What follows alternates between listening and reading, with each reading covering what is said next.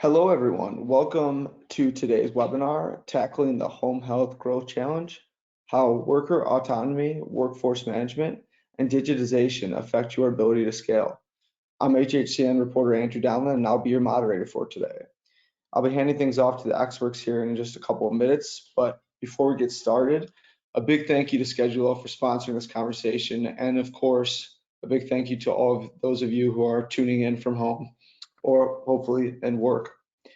As we move through the webinar, please send any questions our way using the question function on your screens, and those questions will be answered after the webinar. Please note that your audio has been muted to ensure sound quality.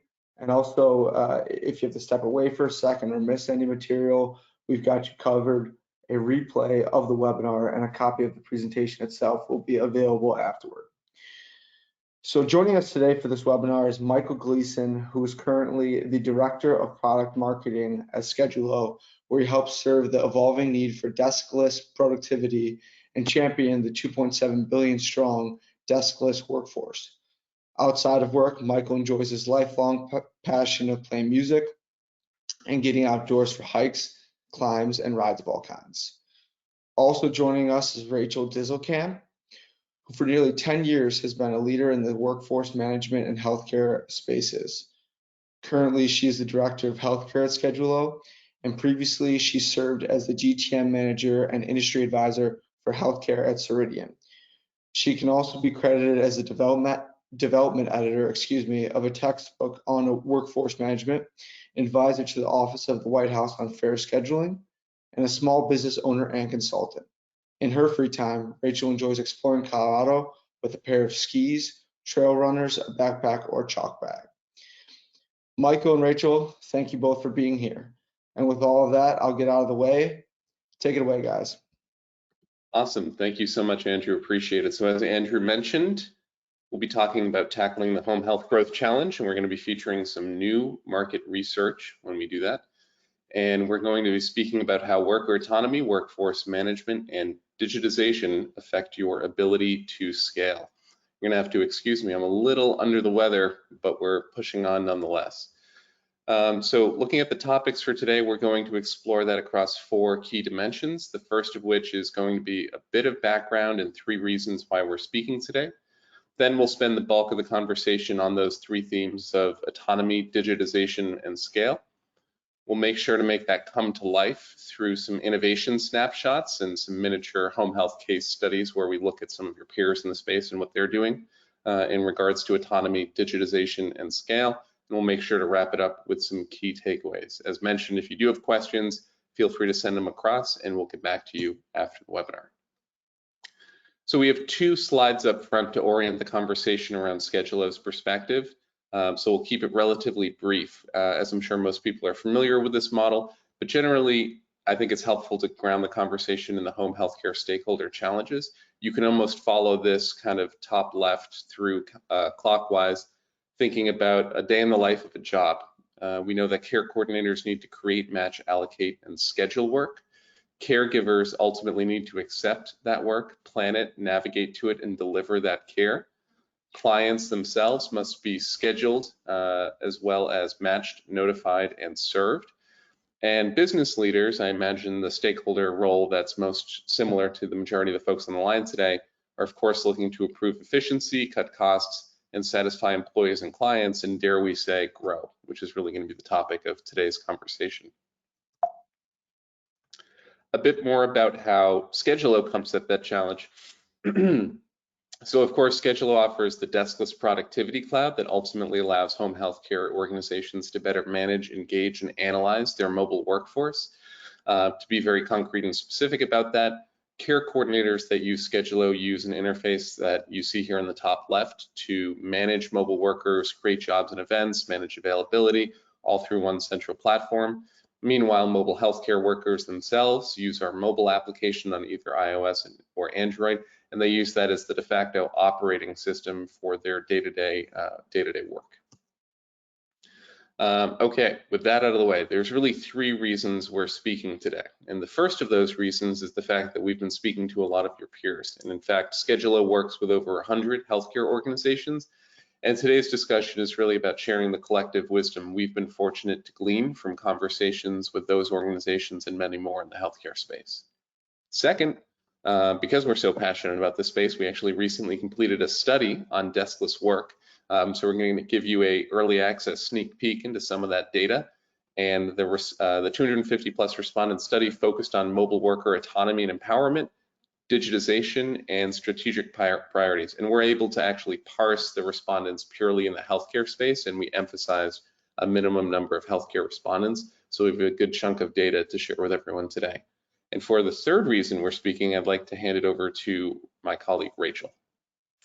Thanks, Michael. So, of course, the last reason we're here today is to talk about home healthcare.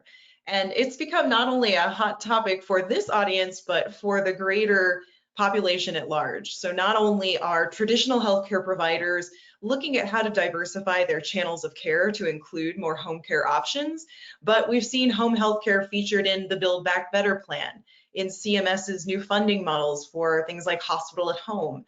And insurers are increasingly covering telemedicine and telehealth services as well. So those of you here on the phone know that this has been a dynamic, regulated, and competitive industry for years. And scaling and growing your business is no less challenging and no less important today. So we want this focus to be around the data, but also what you can do to scale and grow. So looking forward to this chat, Michael. Let's get into the data. Great, thanks, Rachel. So we're going to cover 3 slides that look just like this around those 3 themes of autonomy, digitization, and scale. And for the first one, when we're speaking about worker autonomy, what was interesting in our research is while it was recognized as valuable, and we did poll folks explicitly about how they perceived the value of worker autonomy, it persists or remains lacking in healthcare. And in fact, healthcare leaders did recognize that autonomy would bolster things specifically like employee retention, customer satisfaction, performance, and ultimately market share. Yet less than 1 in 7 healthcare workers have high autonomy today, and 29% of them have what they would characterize as low control. So to start our conversation on autonomy, Rachel, I'd ask you, what does autonomy mean in home health? So autonomy, and I'm glad we're defining this, Michael, because it's really a buzzword out there, just like empowerment, engagement. We hear it a lot, but what does it mean? Ultimately, autonomy is about control. And when we get down to the specifics about that control, if we look at the schedule, for example, the difference between being the subject and the object of the work. So workers feel influence, they feel autonomy when they get to dictate when, where, how, and what they do for work. And this is important to highlight because it's something that might feel tactical, but you see the impacts of schedule autonomy appear in job satisfaction scores, in retention numbers. When I've talked to recruiters in the home healthcare space, they're really focused on flexibility and autonomy as a retention and recruiting tool. So today's home healthcare worker wants to have that influence. We see a lot of movement from the acute space to the post-acute and home healthcare space, and they're moving there because they want that flexibility and autonomy. So it's not enough to just talk the talk, we really need to walk the walk. Terrific, that's very helpful. And we'll actually start to have this come to life as far as things you can actually action against and some of the key takeaways, so make sure to stick around for that. Next, I know you've developed a useful model around breaking down autonomy into the specifics of what healthcare workers are asking for. So can you tell us a bit about that, Rachel? So in some ways, autonomy is about perception and how in control people feel. So this is hard for many employers who haven't necessarily thought through this or asked their employees, like, what do you care about? So when I've asked workers for what it means to have more autonomy over their schedule, we found that they're asking for 3 different things. They're looking for adequacy, predictability, and stability. So why are they asking for these 3 things? So first, with adequacy, it's because the number of hours that you actually get scheduled or work affect your pay, your benefits qualification, and overall, it's important to look to earning that wage that you expect. Predictability is also important, and this can be tricky in this home healthcare industry because so much change occurs throughout the day. Patient or client needs can change, degrade, or even improve very quickly. And so no health professional expects perfection when it comes to predictability, but we can think about things like providing schedules in advance or providing as much predictability as we can within a certain tolerance. So the scheduling systems that we have in place today can actually help your organization with some of that predictability piece. And then finally, stability is important when it comes to continuity of care. So a lot of you are familiar with this concept when it comes to patients or clients, but actually it also is important from the resource or workers perspective, because they want to have that consistent schedule, the consistent shifts, work with consistent clients and patients. We can be patient-centered while also incorporating the worker. So how do we offer more autonomy to our workers? This usually starts with creating both hard and soft forms of control. When we talk about hard forms of control, that's rules. Those are policies or system configuration that make sure that the worker only takes jobs within a 50-mile radius, or make sure that we only have 30% unscheduled shifts or last-minute scheduled shifts. Soft forms of control are going to be more like preferences. So you may want to give Ashanti the night shifts because she prefers that when she's able to provide childcare during the day. Or you might want to give Harold only clients over 50 because he prefers this age group. So these are measurable ways that you can help your schedulers, your workers, and your business increase autonomy. Great, I appreciate that.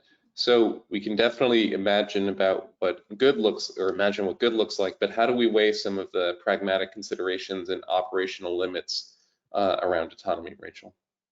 Now for the dose of reality, Michael. So we did talk about autonomy as a buzzword, and it's something that does have practical limits. So I think there are three to consider. First is resource constraints. So all of us on the phone know how challenging staffing can be in this industry. So you are going to have the elements of you just don't have enough people to give that much autonomy. You need them to show up for these difficult shifts or repetitive shifts. You also have demand that's pushing on you from a lot of different angles. Patients and clients need specific services, and you may only have a group of specific clinicians that can provide that. Then the final piece is self-scheduling. So this is another big theme in the industry, and we're seeing it actually cross industries, is giving workers more control over their schedule. But there are practical limits to that. You can't just open the floodgates, give everybody the ability to sign up for however many shifts they want, because you may not get everybody to accept all those shifts. So it's important to have a group in the wings that's going to take on some of those shifts that still exist. And I've seen organizations kind of do a crawl, walk, run approach here, where they give kind of a group of champions the ability to self-schedule, and they kind of test that out, see how that works, and then that group expands over time. So it's a step process to getting to autonomy, but know that there are metrics to bring you there. Great, and I know if I were attending this, I'd be thinking about how we could benchmark our own organization against some of these metrics, or if I were to cast that survey or question to my internal employees, what kind of responses I would get. So we talked a bit about autonomy. We can now transition to the second major theme, which is really around digitization or digital transformation. So of course, we can all readily acknowledge that technology can unlock growth, but of course, for all kinds of reasons, and perhaps understandably, healthcare tends to lag behind. And in fact, in our research, we found that nearly 1 in 2 healthcare organizations are at least 50% dependent on paper-based processes today. Optimistically, over 1 in 4 healthcare organizations expect to be 100% digital in the next year or two, up from 8% today. But stepping back to current state, why do we see such a low uptake of digitization to begin with, Rachel? Michael, I think that this makes a lot of sense because we all want to be industry leaders. We all want to be fully digital, and digitization is the ideal goal. But digitization does have a maturity curve. You can't do it all at once. And if we think about these 3 different themes we're going to talk about today, they kind of grow upon each other. So autonomy, it's out there, we want to do it. How are we going to gain more autonomy through digitization? But that in itself is still the steps that we need to go through when we think about that curve. You mentioned that we've got the figures today where people are kind of putting themselves on the spectrum, and oftentimes they're more in the 25-75 range of digitization, digital processes to paper processes. But then if you ask them to look out 1 to 2 years, you see that shift up towards the higher end of the maturity curve. So it makes sense that we would see a low uptake of digitization today, but also encouraging to see the entire industry as a whole trending when they think about the future of where they're going to be. So it encourages me to see that people are thinking ahead, that they will become more digital as time goes on. Yes, and interestingly, we cast a question around the downside of paper-based processes, and we got an interesting collection of responses, including frustrating for employees, harmful to the environment, concerns about human error or manual data tracking, but specifically knowing that it's frustrating for employees. Why are those digital investments for the deskless workers themselves that we at Skedulo try to champion so slow? We all want the shortcut. So I think that there's an interesting way to look at this when we look at digitization of employee-centered processes or worker-centered processes. Here's my take. It comes down to two things. First is that any process, area, or system that got digitized first was connected to revenue. So when you look historically back and you look at the ERP system, the supply chain management system, those were tied directly to revenue because they helped us process invoices and get reimbursement and payment faster. Then if you looked at the EMR, the EHR, it started as a way to organize and digitalize patient records, but its true value came from its ability to link those physician orders and services to billing and reimbursement, i.e. revenue. So when you have that direct line to revenue, it's easy to get funding, right? So we've got the money to do it. Let's digitalize. But labor has historically been seen as a cost center and not a revenue driver. And that's really important to think about. We see it as a necessary evil of the business. Payroll, HR, operations, they're always done on paper first because it's a cost center. It's not going to bring me any more revenue. But that's not the right way to look at it when we think about growth. So the second reason that we're seeing a slower uptake when it comes to worker-driven digitalization is that it's about the process or workflow itself. So ops tech is often very niche and tailored to specific problems. So those processes that we manage our deskless workforce with are very custom, and they're different not only across different businesses, but actually across different service lines, different teams. And so if everybody is so different, it's going to be difficult to standardize the process behind one digital system. Because as many customers find out, that when you don't figure out that process, when you don't have a standardized process, digitalization is not going to solve your problems. It's only going to make them happen faster and with bigger impact. And so many of the customers that I've spoken with at Skedulo have actually taken a step back before they've engaged with the technology to say, what is my process? And is it ready to be digitalized? So when you combine those two issues, the revenue piece and the complexity of the ops process, it makes sense that healthcare orgs are a little slower to adopt. Their processes and workflows are very embedded. And so you've got this kind of spaghetti bowl of mess. And what we do at Skedulo is help the organizations identify those ROI metrics to help speed up that connection to revenue and that simplification of the process. Spaghetti bowl of mess, I like it. When you think about some of the catalysts for digital transformation, and you highlighted some of them earlier, could you speak a little bit more about those? And specifically, I know funding and productivity are two things that come up. So you always got to follow the money, right? So when it comes to funding, you've got a lot of different models hitting the market, and it's going to create a catalyst effect, and we've already kind of seen that through things like PDGM and LUPA. So smaller organizations can get away with these manual processes, Michael, for a little bit, but really it's not sustainable, and it's kind of subsistence living. And we know that more and more regulations are going to come out. They're going to make things more complex. And again, if you think about that funding and you want to make sure you want to increase your revenue, it's helpful to get your processes digitalized so you can get those things faster. So for example, you have to be able, with PDGM, we're shortening that window of time that we're looking at reimbursements.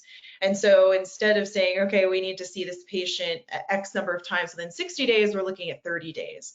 And it's important to be able to plan for those ahead of time because that 30-day window is going to go pretty fast. And it's helpful to have systems that'll say, hey, you're at risk, or we need to organize the shifts in a different way for a better outcome.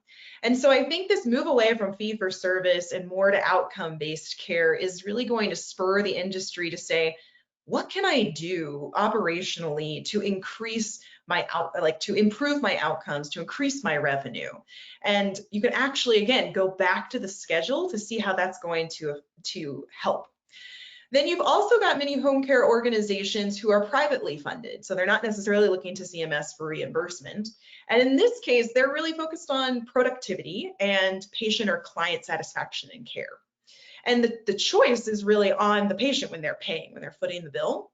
So it's important to think through, okay, how can I better match skills to the patient's or the client's needs? And then also sending out those appropriate resources in a productive fashion. So you don't want them driving all over town. You don't want them wasting time, early in the day with an appointment that goes really long and makes everything else kind of affected after that. So funding, productivity are going to be the catalysts to change here. Okay, great, useful insights. We spoke about autonomy and digitization, but ultimately those are all tee-ups to what we're really trying to achieve, which is growth. And for growth to be successful, we need to be able to scale thoughtfully. And to talk about that a bit more, Rachel's going to speak about pipeline, reimbursement, delivery, and service. Interestingly, in our survey, one of the top strategic growth priorities for healthcare leaders was centered around improving customer service and satisfaction. But we know that growth requires preparation and deliberate attention to scale. So how do we scale those 4 key elements or pillars of home healthcare, Rachel? So what was interesting is Michael and I were parsing through this data. We did take the healthcare approach and we only looked at healthcare customers, but all of these prioritization, these stack ranks were very similar to others in the organization, which had us thinking, okay, well, maybe there is some similarity across any type of business in the way that they scale. So when you think about those 4 different pillars, every business is thinking about those. So let's start with the pipeline, the marketing piece. In home healthcare, that comes from intakes and referrals. And if you want to increase your revenue, the fastest way to do that is getting more patients. But what are some of the things that hold us back? Some of those things are capacity planning. We don't know if we can take on this type of patient. We don't know if we have the resources. And a lot of that comes from, again, some of those things we talked about earlier, lack of digitalization, lack of autonomy over the schedule. People are just kind of feeling the push in whatever direction. Then if we think about reimbursement, so every organization has a finance piece that they have to balance out. So we need better visibility and forecasting into patient outcomes. So what are we doing well from an operational perspective that gets us to reimbursement faster? So I talked about LUPA before. One of the things that we've seen clients do is assess how many of those or how they kind of structured those appointments. So if they needed to see the patient 5 times within the month, was it better to see the patient 5 days in a row at the very beginning of the month? Or was it better to space those out throughout the month? Which led to a better outcome? Which led to a greater reimbursement or payment from that client or patient? Then when you think about delivery, every organization has delivery. In home healthcare, this is actually providing the service to the client or the patient. And so we need to look at staffing differently because it's always going to be problematic. We're not going to get over this staffing challenge unless we really take a concerted effort into how we treat our workers, how we look at demand, and how we distribute that demand among our capacity. So I think that organizations can take cues from other industries when it comes to bringing in different staff. When I've talked to recruiters in home health, they're often mentioning that they're not necessarily just competing against other hospital systems or home care agencies. They're actually competing against Walmart. They're competing against tech firms because those who are moving out of the industry are also like the people that we're targeting. So if you can go down the street to Walmart and get paid at a certain rate, we have to be more creative in home health to think about what's going to draw people in. And it's not always that mission-driven piece. We've got to think about what people want out of the work that they do.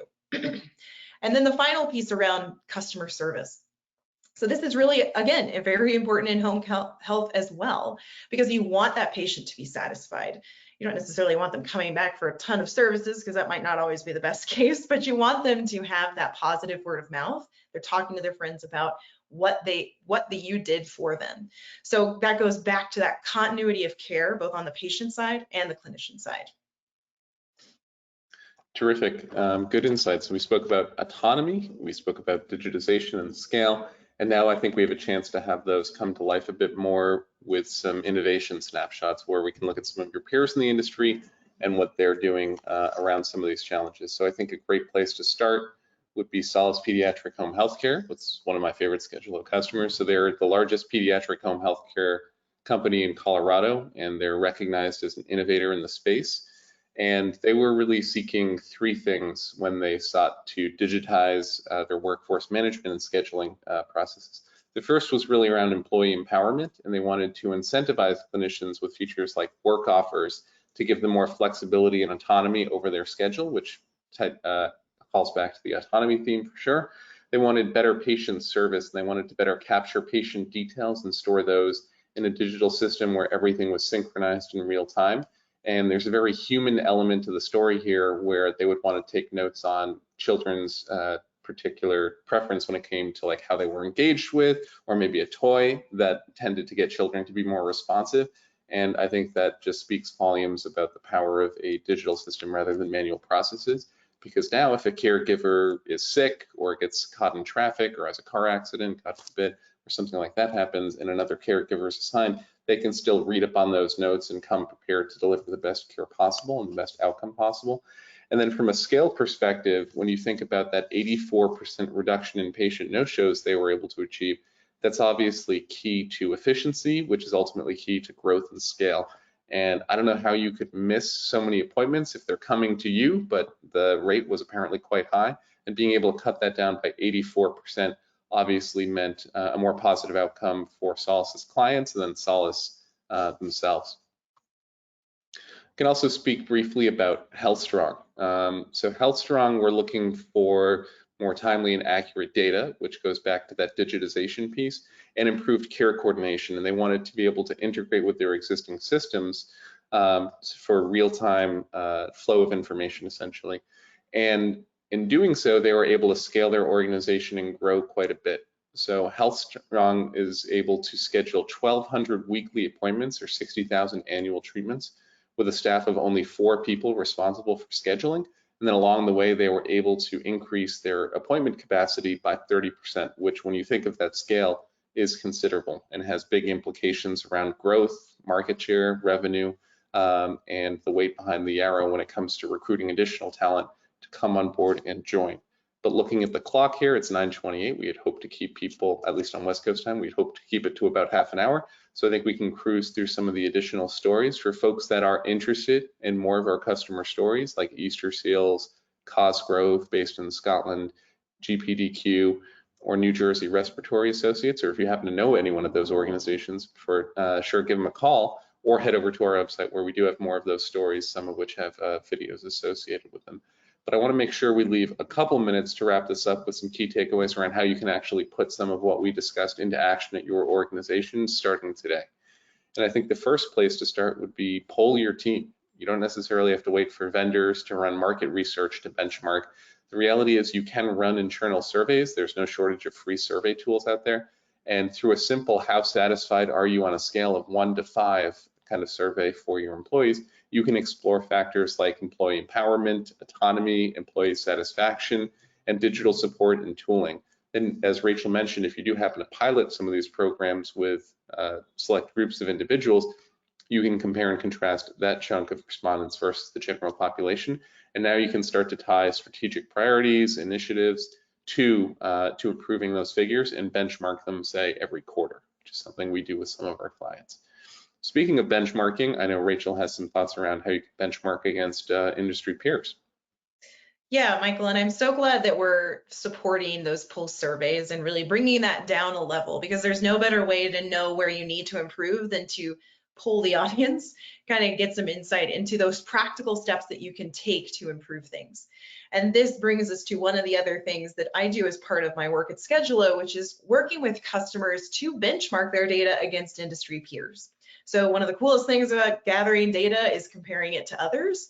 And so many home healthcare organizations are hungry for the type of insight to know, what do we need to do better? what are other people doing in the industry that's helping them grow and scale faster.